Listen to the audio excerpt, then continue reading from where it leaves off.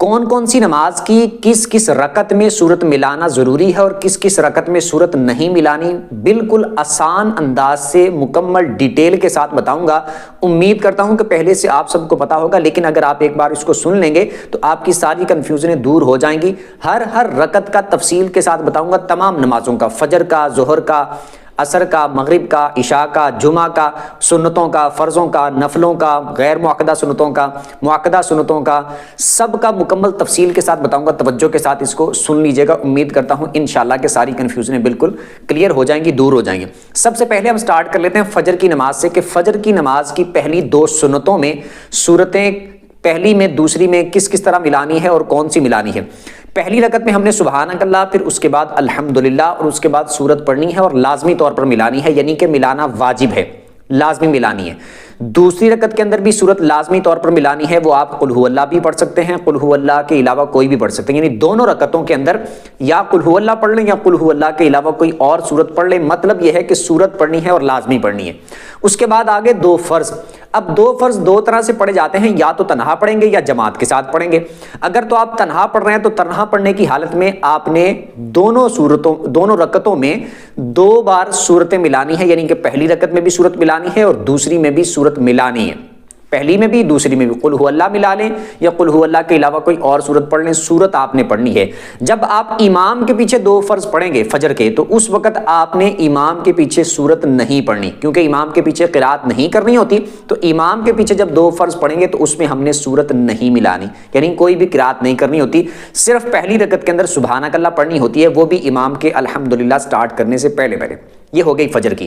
اس کے بعد قضا کا بھی آپ ساتھ لے لیں کہ قضا اگر ہم نے فجر پڑھنی ہے تو قضا میں صرف دو فرض پڑھنے ہوتے ہیں، اور قضا میں جب پڑھیں گے تو اس میں بھی سورت لازمی طور پر ملانی ہوتی ہے۔ ٹھیک ہے، ساری نمازوں پر میں علیحدہ ڈیٹیل کے ساتھ ویڈیوز بنا کے اپلوڈ کر چکا ہوں، آپ چینل پہ جا کے دیکھ سکتے ہیں، لیکن یہاں پر اس ویڈیو میں صرف میں سورتوں کے بارے میں بتاؤں گا کہ سورتیں کس رکعت میں ملانی ہے، کس نماز میں ملانی ہے اور کس نماز میں نہیں ملانی ہے، اس کا طریقہ کیا ہوگا۔ اس کے بعد آ جائے ظہر کی نماز پر۔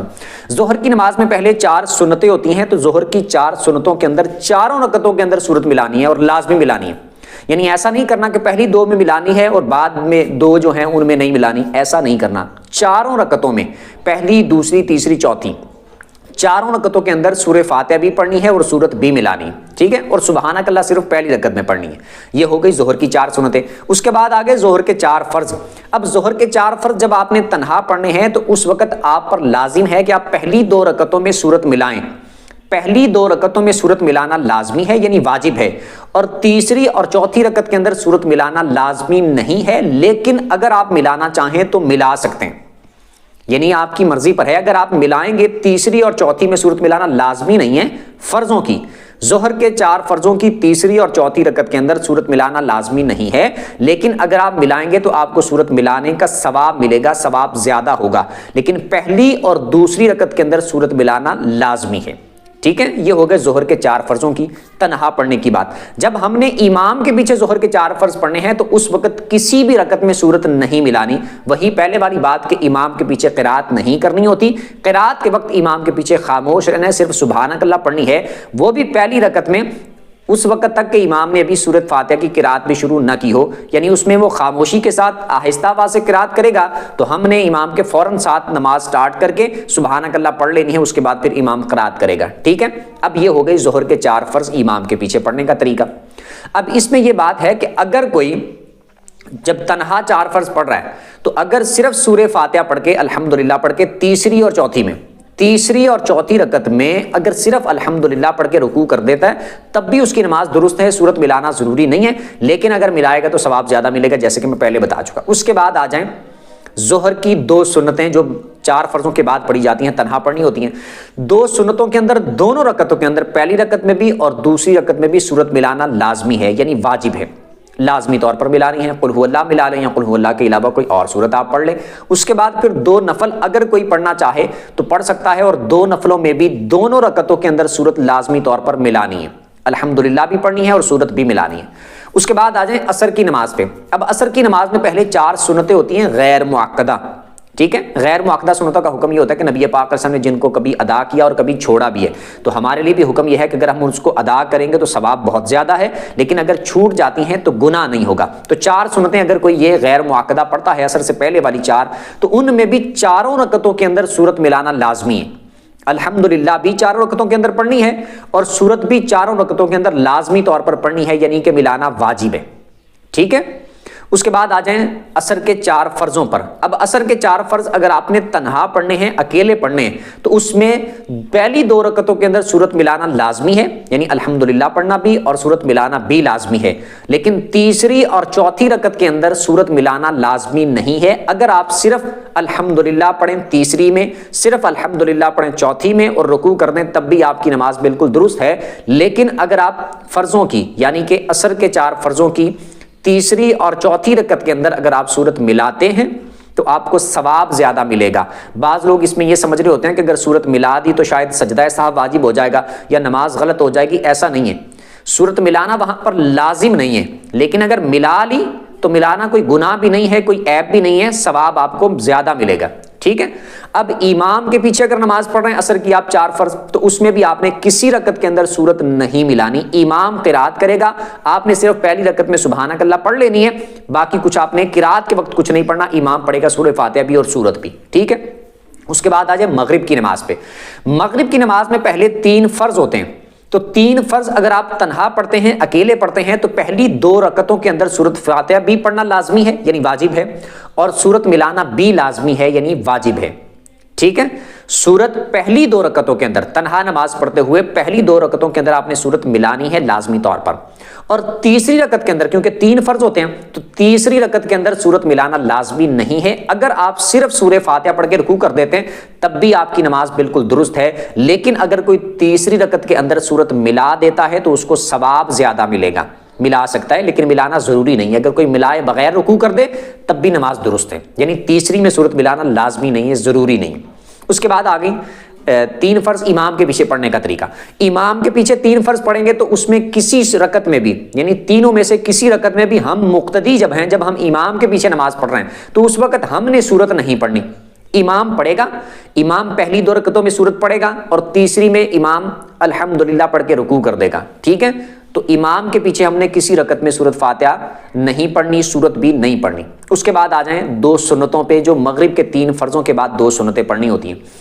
2 سنتوں کے اندر آپ نے دونوں رکعتوں کے اندر سورہ فاتحہ بھی پڑھنی ہے اور سورت بھی پڑھنی ہے. پہلی رکعت میں سبحانک اللہ اور دونوں رکعتوں کے اندر الحمدللہ بھی پڑھنی ہے اور سورت بھی پڑھنی ہے، چاہے قل هو اللہ پڑھ لیں یا کوئی اور سورت پڑھ لیں.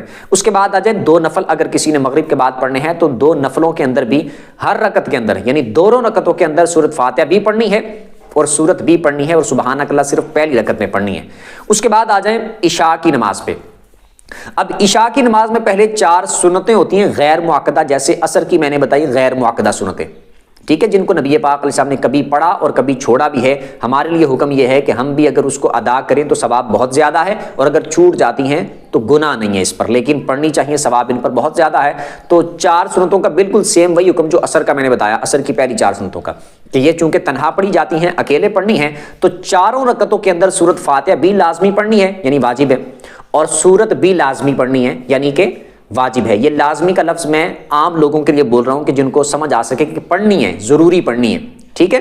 اور واجب میں ویسے ساتھ بول رہا ہوں کہ جو لوگ سمجھ رہے ہوں گے کہ شاید اس کو فرض بول رہے ہیں یا اس کو کیا بول رہے ہیں، واجب بول رہا ہوں. اس لیے مطلب کہ چاروں رکعتوں کے اندر اس کی عشاء کی پہلی 4 سنتوں میں چاروں رکعتوں کے اندر آپ نے الحمدللہ بھی لازمی پڑھنی ہے اور آپ نے سورت بھی لازمی پڑھنی ہے. ٹھیک ہے. اس کے بعد آ جائیں 4 فرضوں پہ. عشاء کے 4 فرض، ظہر کے 4 فرض، عصر کے 4 فرض اور عشاء کے 4 فرض. چاروں کو پڑھنے کا طریقہ، تینوں کو پڑھنے کا طریقہ بالکل سیم ہے. جس طرح ظہر کے 4 فرض پڑھنے اسی طرح عصر کے پڑھنے، اسی طرح عشاء کے پڑھنے. ٹھیک ہے. تو عشاء کے 4 فرضوں میں پہلی 2 رکعتوں کے اندر سورت ملانا لازمی ہے اور بعد والی 2 تیسری اور چوتھی رکعت کے اندر سورت ملانا لازمی نہیں ہے تنہا نماز پڑھتے ہوئے. لیکن اگر کوئی ملا دیتا ہے تیسری اور چوتھی رکعت کے اندر سورت، یعنی میں تنہا کا بتا رہا ہوں، پہلی اور دوسری کے اندر لازمی طور پر سورہ فاتحہ بھی پڑھنی ہے اور سورت بھی پڑھنی ہے، اور تیسری اور چوتھی کے اندر سورت ملانا لازمی نہیں ہے، لیکن اگر کوئی سورت ملا دیتا ہے تو اس کو ثواب زیادہ ملے گا، گناہگار نہیں ہوگا، سجدہ سہو واجب نہیں ہوگا۔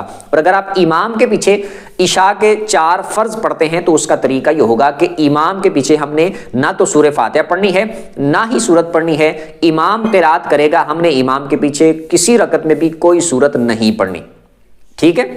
اب اس پہ میں ایک بات ساتھ یہ بھی بتا دوں کہ امام اگر تیسری اور چوتھی رکعت کے اندر سورت ملاتا ہے تو وہ بھی ملا سکتا ہے، لیکن امام کے لیے بہتر، افضل اور مناسب یہ ہے کہ وہ نہ ملائے۔ تنہا نماز پڑھنے والا جو بندہ ہے وہ فرضوں کی تیسری اور چوتھی رکعت کے اندر اگر سورت ملاتا ہے تو اس کی اپنی ذاتی بات ہے، وہ اکیلا نماز پڑھ رہا ہے، تو وہ اگر سورت ملا دے گا تو اس کے اپنے اوپر ہی ہے، وہ خود لمبی کرنا چاہ رہے ہیں نماز کو۔ لیکن امام اگر نماز کو لمبا کرے گا تو اس پر مقتدی ہو سکتا ہے گراں گزرے، مقتدیوں پر یہ بات گراں گزرے کہ نماز کو لمبا کر دیا ہے، تو اس لیے امام کے لیے حکم یہ ہے کہ وہ تیسری اور چوتھی میں سورت نہ ملائے، بہتر اس کے لیے یہ ہے صرف سورہ فاتحہ پڑھ کے رکوع کر دے، عشاء کی تیسری اور چوتھی، ٹھیک ہے۔ اسی طرح ظہر کی تیسری اور چوتھی، اسی طرح عصر کی تیسری اور چوتھی، ٹھیک ہے۔ اس کے بعد آ جائیں عشاء کی 2 سنتیں جو 4 فرضوں کے بعد پڑھی جاتی ہیں، تو دونوں سنتوں میں لازمی طور پر الحمدللہ بھی پڑھنی ہے اور سورت بھی پڑھنی ہے، ٹھیک ہے۔ اس کے بعد 2 نفل اگر کوئی پڑھنا چاہے تو دونوں نفلوں کے اندر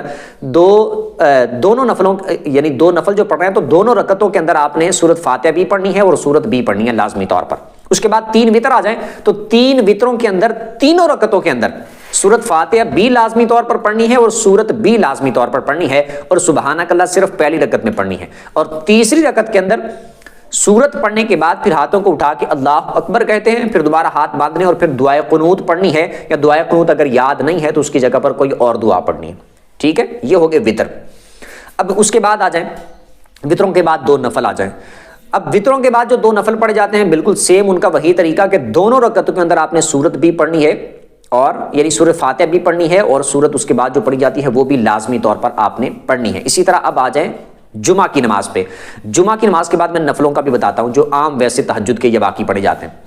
اب جمعہ کی نماز میں پہلی 4 سنتیں ہوتی ہیں، اب 4 سنتوں میں چاروں رکعتوں کے اندر ہم نے الحمدللہ بھی پڑھنی ہے اور سورت بھی پڑھنی ہے، چاروں کے اندر، ٹھیک ہے۔ لازمی طور پر سورت فاتحہ بھی اور سورت بھی، قل ہو اللہ پڑھ لیں، اس کی جگہ کوئی اور سورت پڑھ لیں، ٹھیک ہے۔ اس کے بعد آ جائیں امام کے ساتھ جمعہ کے 2 فرض پڑھنے ہوتے ہیں، تو امام کے پیچھے ہم نے الحمدللہ بھی نہیں پڑھنی اور سورت بھی نہیں پڑھنی، ٹھیک ہے۔ 2 فرضوں کے اندر امام الحمدللہ پڑھے گا، امام سورت پڑھے گا، امام کے پیچھے یعنی کہ ہم نے کوئی بھی سورت نہیں پڑھنی۔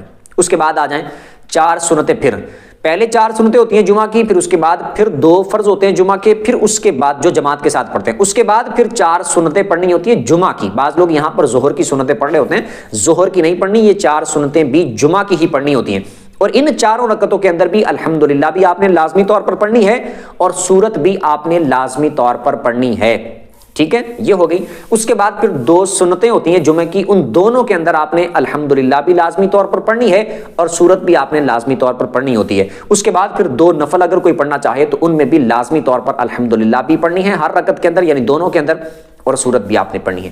اس کے علاوہ دیگر جو نفل پڑھے جاتے ہیں جیسے اشراق و چاشت کے نفل آپ پڑھیں، اوابین کے پڑھیں، صلاۃ توبہ کے پڑھیں، یا شکر کے پڑھیں، یا پھر اس کے علاوہ کوئی اور نفل جو بھی آپ نفل پڑھنا چاہیں، یا تہجد کے آپ پڑھتے ہیں، ٹھیک ہے، تحیۃ المسجد کے پڑھتے ہیں، تحیۃ الوضو کے آپ پڑھتے ہیں، توبہ کے کوئی بھی آپ نفل پڑھتے ہیں، تو ان نفلوں میں ہر رکعت کے اندر الحمدللہ بھی لازمی پڑھنی ہے اور سورت بھی لازمی پڑھنی ہے۔ آپ 2 کر کے نفل پڑھیں تب بھی دونوں رکعتوں کے اندر الحمدللہ بھی لازمی اور سورت بھی لازمی، اور اگر آپ 4 کر کے پڑھتے ہیں تو 4 رکعتوں کے اندر الحمدللہ بھی لازمی پڑھنی ہے اور سورت بھی لازمی پڑھنی ہے۔ اگر آپ اکٹھے 8 رکعت پڑھتے ہیں ایک سلام کے ساتھ، بہتر یہی ہے کہ آپ نے جو بھی نفل پڑھنے ہیں 2 کر کے پڑھے جائیں، یہ زیادہ بہتر ہے۔ لیکن اگر کوئی، صرف مسئلہ بتا رہا ہوں، اگر کوئی زیادہ رکعتیں پڑھتا ہے، سلام نہیں پڑھتا، 2 پڑھ کے پھر کھڑا ہو گیا، تیسری چوتھی پڑھ لی، پھر 2 اور پڑھ لیے، پھر 2 اور، اس طرح کرتے کرتے زیادہ نفل پڑھتا ہے بغیر سلام کے، تب بھی ہر رکعت کے اندر وہ سورہ فاتحہ بھی لازمی پڑھے گا اور سورت بھی لازمی ملائے گا۔